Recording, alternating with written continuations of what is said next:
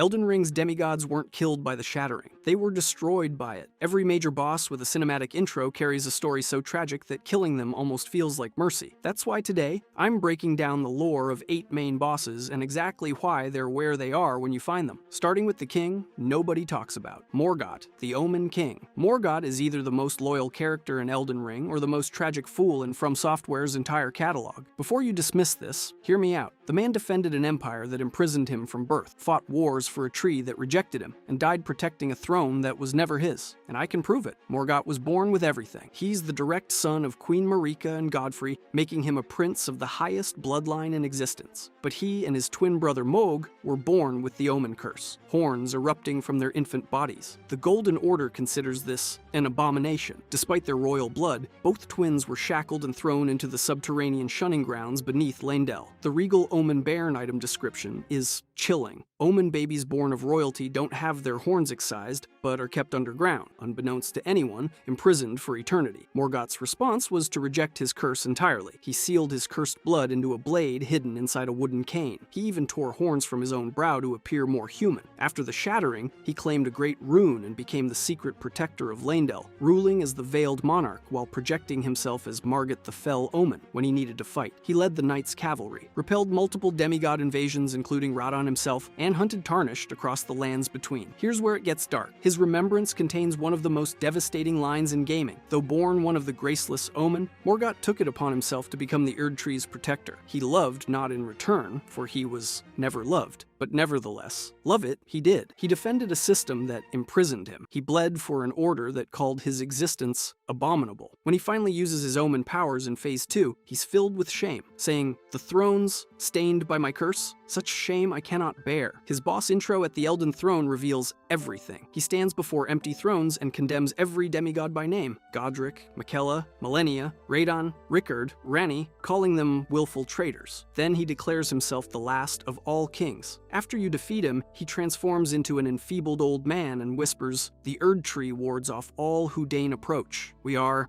all forsaken." Later, at the Ashen capital, his father Godfrey cradles his crumbling body and says, "Long and hard didst thou fight." It's the only tenderness Morgott ever receives, and it comes when he's already dead. But at least Morgott had principles, unlike the runt who decided stealing corpse limbs was the path to greatness. Godric the Grafted. Godric the Grafted proves that being born into greatness means nothing if you're too weak to hold it. The man spent his entire existence compensating for diluted blood by stealing body parts from corpses. And here's the thing, everyone knew he was pathetic. Godric isn't a child of Marika. He's a distant descendant, generations removed from divine blood. The finger reader, Enia doesn't mince words. Godric the Grafted was but a distant relation, the runt of the litter. His response to weakness was the practice of grafting, severing limbs from defeated warriors and Tarnished, then fusing them onto his body. Walk into Stormvale Castle and you'll see the evidence everywhere. Severed limbs hanging from dining hall ceilings, dismembered corpses piled in corridors, the grafted scions, multi-limbed abominations that appear to be children's bodies with adult limbs grafted on. His history during the shattering is a masterclass in cowardice. When the demigods went to war, Godric hid among the womenfolk to flee Leyndell. He then cowered in Stormvale Castle specifically to avoid Radon. When Malenia marched south and Godric insulted her, she defeated him in battle. His response? He groveled for mercy instead of dying with honor. Kenneth Haight delivers the most brutal character assassination in the game. First, he hid himself amongst the womenfolk to flee the capital, then hid from Radon in that castle. Then he insulted Malenia, lost to her in battle, only to lick her boots rather than die like a man. The boss intro captures his delusion perfectly. He addresses a dead dragon impaled on a stake. "Mighty dragon, thou art a true-born heir. Lend me thy strength," then turns with absurd grandeur. "I command thee, kneel. I am the lord of all that is golden." Phase 2 is simultaneously iconic and pathetic. Wounded and desperate, he chops off his own arm with his axe, staggers to the dragon corpse, and grafts its severed head onto his bloody stump. Fire erupts. He screams to the sky, "Forefathers, one and all, bear witness." It's a weak man destroying himself for stolen power. His remembrance reduces his life to one sentence. A feeble man sought power through the grotesque act of grafting. After his death, his own gatekeeper Gostok stomps on his severed head, saying, "What a pathetic excuse for a lord you were." The cycle completes when Nefeli Lu, implied to be Godfrey's true daughter, takes the throne of Stormvale, replacing the pretender with actual royal blood. But if you think grafting corpses is disturbing, wait until you see what heartbreak did to the most most powerful sorceress in the world. Renala, Queen of the Full Moon. Renala is proof that in Elden Ring, the most powerful beings aren't always destroyed by curses or war. Sometimes they're destroyed by love. She was a mortal astrologer who encountered the full moon in her youth and was forever changed. Her lunar magic bewitched the entire academy of Raya Lucaria, making her its master. She led the elite Glintstone Knights and established the House of Caria as royalty. She fought Radagon's golden armies to a stalemate across 2 wars. She was one of the most powerful beings in the lands between. Then Radagon left her. When Godfrey was banished, and Marika needed a new consort, Radagon abandoned Renala and returned to the Erdtree. Before leaving, he gave her an amber egg containing the great rune of the unborn. The Academy saw their queen was broken and revolted. She was locked in the Grand Library. She retreated into madness, cradling the amber egg and obsessively practicing imperfect rebirth on her students, the Sweetings, who now crawl across the library floor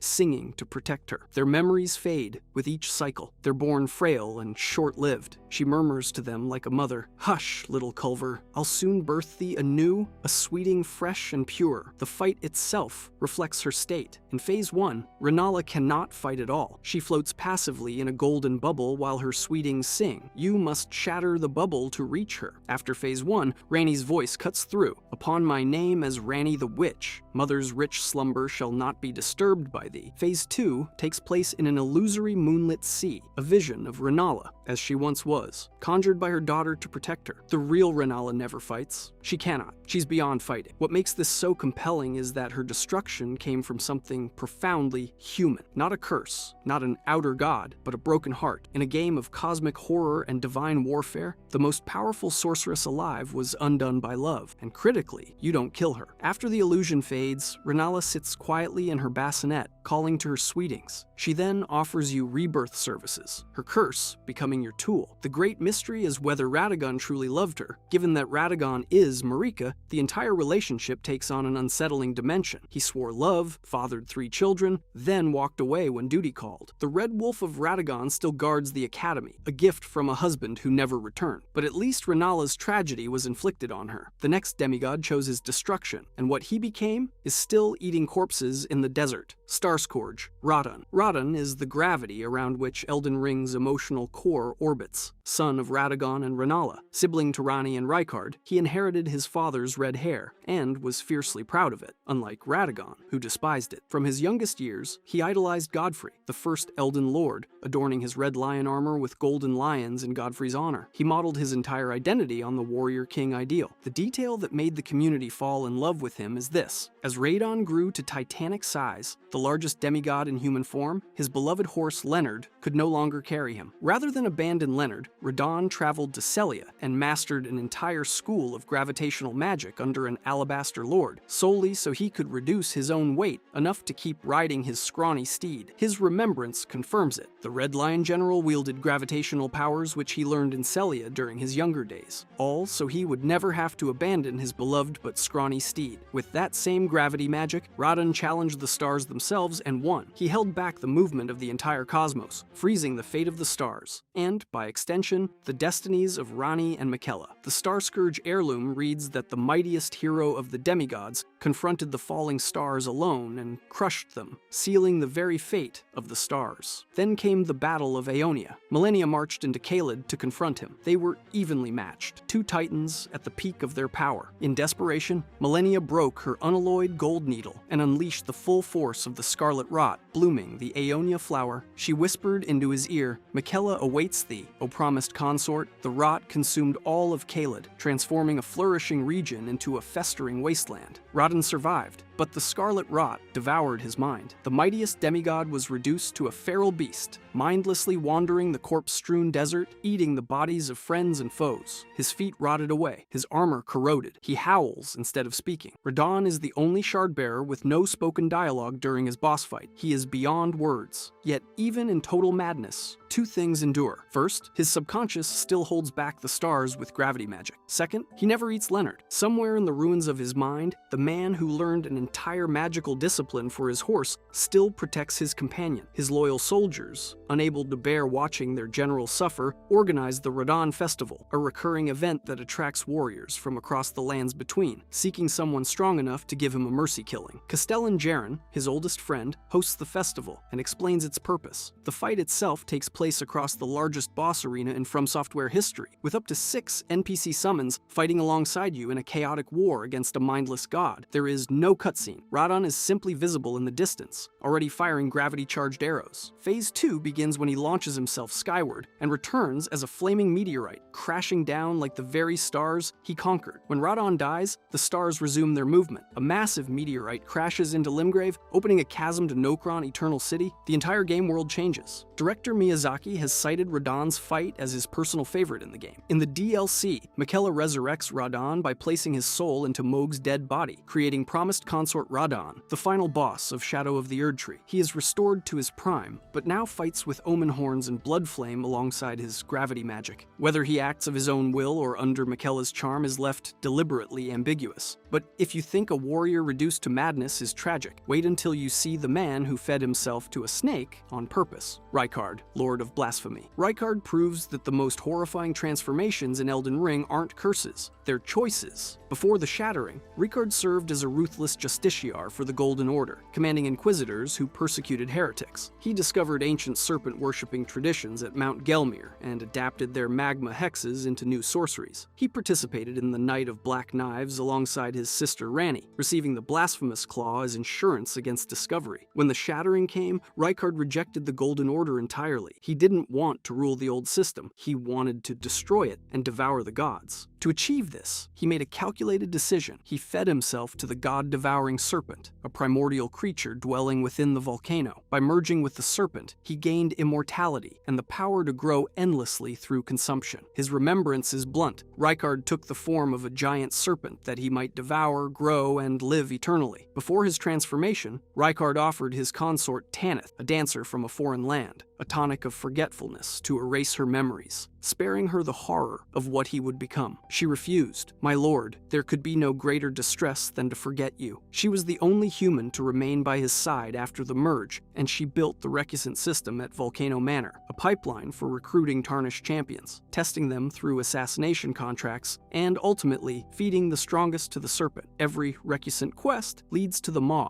The Phase 2 transition is unforgettable. After depleting the serpent's health, Rykard's human face emerges from the creature's neck, squinting at you with the disdain of a god disturbed by an insect. He reaches into the serpent's mouth and draws out the blasphemous blade, a massive sword covered in writhing human remains. Then comes the speech. "Join the Serpent King. As family together, we will devour the very gods." The blasphemous blade's description reveals what family means. Remains of the countless heroes he has devoured writhe upon the surface of this blade. Now they share the same blood, bound together as family. The darkest epilogue belongs to Tanith. After Rykard's defeat, she vanishes. If you return to the boss arena, you find her crouched over his corpse, devouring his flesh, murmuring, "Dear Rykard, please find purchase within me. I wish to be your serpent, your family." This scene persists for the rest of the game, and upon his death, Rykard whispers, "A serpent never dies." His corpse begins regenerating. But if you think feeding yourself to a snake is the most disturbing boss transformation, wait until you meet the warrior who's been blind since birth and has never lost a fight. Malenia, Blade of Miquella. Malenia is widely considered the hardest boss in Elden Ring's history and among the most difficult in all of gaming. Her lore justifies that difficulty. She is an Empyrean, a candidate to succeed Marika as the vessel of a god, born alongside her twin brother Miquella to Radagon and Marika, who are the same being. Because they are children of a single god, both twins were cursed. Miquella with eternal childhood, Malenia with scarlet rot ravaging her body from birth. The rot is not a disease, but the essence of an outer god that seeks to use Malenia as its vessel. The rot cost Malenia her eyes, her right arm, her left leg, and part of her right leg. She has been blind since birth. Her brother Miquella crafted her golden prosthetic limbs and the unalloyed gold needle, a device that held the rot at bay but could never cure it. The legendary blind swordsman who once sealed the outer god of rot became her master, teaching her the flowing blade techniques that gave her wings of unparalleled strength. Despite her affliction, she became the greatest warrior in the lands between, earning her famous declaration, "I am Malenia, Blade of Miquella, and I have never known defeat." Her battle with Radon and Khalid is the pivotal event of the Shattering's endgame. Evenly matched, she made a terrible choice. She broke the gold needle and unleashed the full power of the Scarlet Rot, nuking Khalid and reducing Radon to a feral beast. Millicent, her daughter, actually a bud born from the Aeonia flower, explains what this cost. Malenia abandoned her pride to match Radon. She sacrificed the dignity and self-control that had defined her resistance to the rot. She fell into a coma. Her loyal, clean-rot knight Finlay carried her unconscious body solo across the entire lands between back to the Haligtree, one of the most heroic acts in the lore, mentioned only in a single Spirit Ash description. She now sleeps at the Haligtree's base, awaiting Miquella's return. She doesn't know that Mog has already abducted Miquella from the tree. Everything she fought for, every sacrifice, every bloom of rot, was to protect a brother who is already gone. The boss fight itself is a two-phase ordeal. Phase 1 features her iconic waterfowl dance and a unique mechanic. She heals with every attack that connects, even through blocks. Phase 2 triggers one of the game's most dramatic transformations. The Scarlet Rot erupts. She rises with enormous butterfly wings of intertwined hair and rot, and she opens with the Scarlet Aeonia dive bomb that annihilates most unprepared players. The Scarlet Aeonia incantation warns, each time the scarlet flower blooms, Malenia's rot advances. It has bloomed twice already. With the third bloom, she will become a true goddess. Whether Phase 2 represents the second or third bloom remains debated. Notably, the game displays demigods slain upon her defeat, not gods slain. Her dying words reveal where her heart always was. "Oh, dear Miquella. Oh, dearest Miquella, my brother. I'm sorry. I finally met my match." The great irony is this: the servants of Rot worship her and pray for her ascension to godhood. Malenia never wanted it. She fought the Rot her entire life. The greatest warrior in the world defined herself not by her power, but by her resistance to it, and by her devotion to a brother who was already planning to use her enemy as his consort. But if you think waiting for a brother who's already gone is tragic, the twin who actually took him built an entire dynasty on stolen love and never realized he was being used. Mohg, Lord of Blood. Mohg and Morgott share the same origin. Twin sons of Marika and Godfrey, born cursed as omens, imprisoned beneath Leyndell for their entire youth. But where Morgott rejected his cursed blood, Mohg embraced it. Deep underground, he made contact with the Formless Mother, an outer god of blood who ignited his accursed blood with flame, granting him the power of blood flame magic. One theory suggests the communion was possible because an omen horn grew inside his skull and perforated his right eye.